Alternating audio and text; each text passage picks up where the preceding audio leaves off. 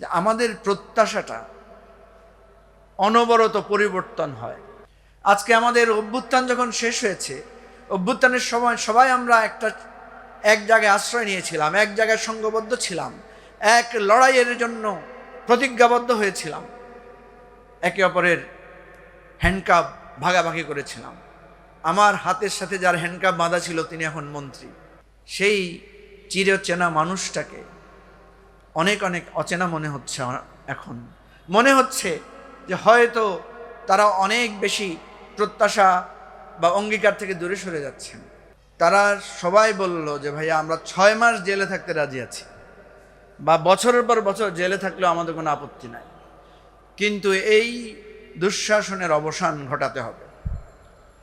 আমি তাদের এই দৃঢ় আস্থা, দৃঢ় অবস্থান দেখে আমি সত্যি খুব অভিভূত হয়েছিলাম। এবং তারা সবাই ছিল আমার কাছে অপরিচিত। এক একজন পরিচয় দিল, কেউ নারায়ণগঞ্জের, কেউ বরিশালের, কেউ, সবাই ঢাকায় বিভিন্ন শিক্ষা প্রতিষ্ঠানে পড়ে। মজার ঘটনা হলো 5 তারিখ যখন শেখ হাসিনা পতনের খবর আমরা পেলাম, আমরা তো সবাই আন্দোলিত, মানে কেউ এক এক ধরনের, মানে পুরো জেলখানা যেন কাঁপছে।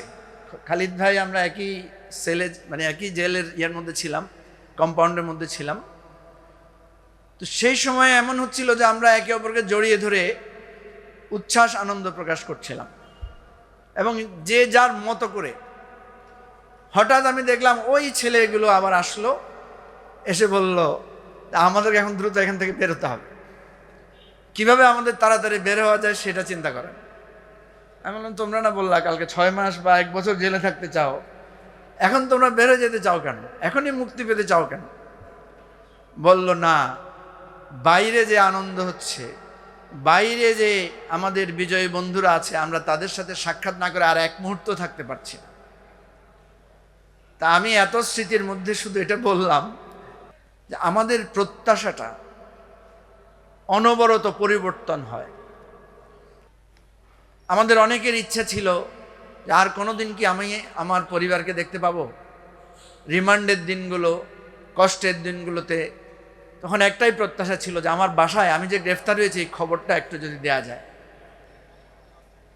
আমরা যে ভালো আছি বা আমরা যে এখনো বেঁচে আছি এই সংবাদটা অন্তত আমার প্রিয়জনদের কাছে পৌঁছানো দরকার, বা আমরা কোথায় আছি এই সংবাদটা দেওয়াটাই ছিল তখন এটা ফার্স্ট প্রায়োরিটি।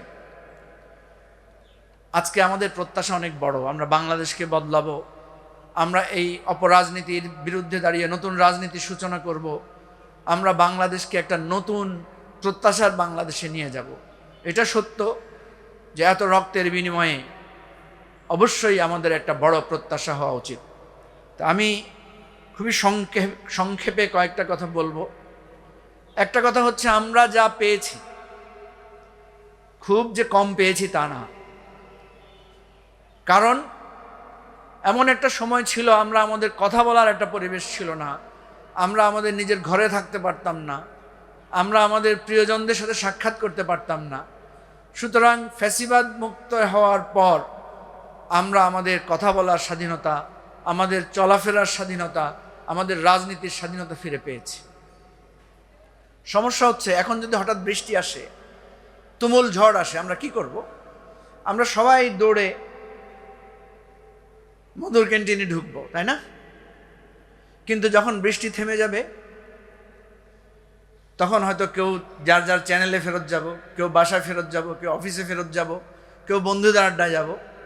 আজকে আমাদের অভ্যুত্থান যখন শেষ হয়েছে, অভ্যুত্থানের সময় সবাই আমরা এক জায়গায় আশ্রয় নিয়েছিলাম, এক জায়গায় সংঘবদ্ধ ছিলাম, এক লড়াইয়ের জন্য প্রতিজ্ঞাবদ্ধ হয়েছিলাম, একে অপরের হ্যান্ডকাপ ভাগাভাগি করেছিলাম। আমার হাতের সাথে যার হ্যান্ডকাপ বাঁধা ছিল তিনি এখন মন্ত্রী। আমরা ভাগাভাগি করে এক টেবিলে কিছুক্ষণ পর পর জেলখানার কোর্টের হাজতে যারা বসেছিলাম, উঠে বস করেছিলাম, তাদের অনেকেই আজকে সরকারে আছেন। আমরা এক একজন এক এক দিকে ছড়িয়ে পড়েছি, এক একজন এক এক কাজে ব্যস্ত হয়ে পড়েছি। সেই চিরচেনা মানুষটাকে অনেক অচেনা মনে হচ্ছে। এখন মনে হচ্ছে যে হয়তো তারা অনেক বেশি প্রত্যাশা বা অঙ্গীকার থেকে দূরে সরে যাচ্ছেন। আর তারা হয়তো আমাদের দিকে ভাবছে, না এই লোকগুলো আমাদের কত প্রিয় ছিল, কেন আমাদের বিরুদ্ধে এত কথা বলে, কেন আমাদের এত দোষ ধরে, কেন আমাদের এত ত্রুটি বিচ্ছুতির সমালোচনা করে। এটাই প্রকৃতির নিয়ম, এটাই বিধাতার এই বিধান যে আমরা বিপদে পড়লে সবাই ঐক্যবদ্ধ থাকব, আবার যখন ভালো সময় আসবে আমরা নিজের কাজে ব্যস্ত হয়ে পড়ব। প্রিয় বন্ধুগণ, যতই আমরা নিজেদের কাজে ব্যস্ত হই, মনে রাখতে হবে আবু সাঈদ আজকে নেই। আবু সাঈদ দুহাত প্রসারিত করে বাংলাদেশের কোনো মন্ত্রণালয়ের মন্ত্রিত্বের দায়িত্ব হাতে পেতে চায় নাই। আবু সাঈদ আমাদের মতো লম্বা সময়ের যুদ্ধ সংগ্রামের স্বপ্ন থেকে এই বাংলাদেশকে দেখে নাই। সে একটি প্রতিবাদের জায়গা থেকে দেখেছিল, একটি সংকল্পের জায়গা থেকে দেখেছিল, এই সংকল্পের নাম ছিল আমরা অন্যায়ের কাছে, অত্যাচারের কাছে মাথা নত করব না। সুতরাং আজকে আমাদের যে গণভোট, যেই গণভোটে প্রায় 70% মানুষ ভোট দিয়েছে, 70% মানুষ হ্যাঁর পক্ষে ভোট দিয়েছে, সেই 70% মানুষকে আমাদেরকে আবার একতাবদ্ধ করতে হবে, ঐক্যবদ্ধ করতে হবে। আমরা একটা প্রত্যাশার জায়গা থেকে 70% মানুষ হ্যাঁর পক্ষে ভোট দিয়েছিলাম। সেখানে বিএনপির লোক ছিল, সেখানে জামাতের লোক ছিল, সেখানে এনসিপির লোক ছিল, এবি পার্টির লোক ছিল, যার কোনো দল নাই, মত নাই, সেও এই হ্যাঁর পক্ষে ভোট দিয়েছিল। সুতরাং আমাদের সকলের একটাই পরিচয়, আমরা গণতান্ত্রিক একটি বাংলাদেশ, একটি মুক্ত, একটি স্বাধীন বাংলাদেশ, একটি সত্যিকার স্বনির্ভর বাংলাদেশ, বেকার মুক্ত বাংলাদেশ, ধর্ষণ মুক্ত বাংলাদেশ, গুম গণহত্যা মুক্ত বাংলাদেশ, শিক্ষাঙ্গনে সন্ত্রাস মুক্ত একটা বাংলাদেশ। এটাই আমাদের প্রত্যাশা ছিল, এটাই আমাদের স্বপ্ন ছিল। সুতরাং আমি বলবো, যেই স্বপ্ন পূরণ হয়েছে সেই স্বপ্ন পূরণের জায়গাটাকে ধারণ করব, যেই স্বপ্ন অধরা রয়েছে সেই স্বপ্নের জন্য আবার সবাই সংকল্পবদ্ধ হয়ে সংঘবদ্ধভাবে আমরা সংগ্রাম করব।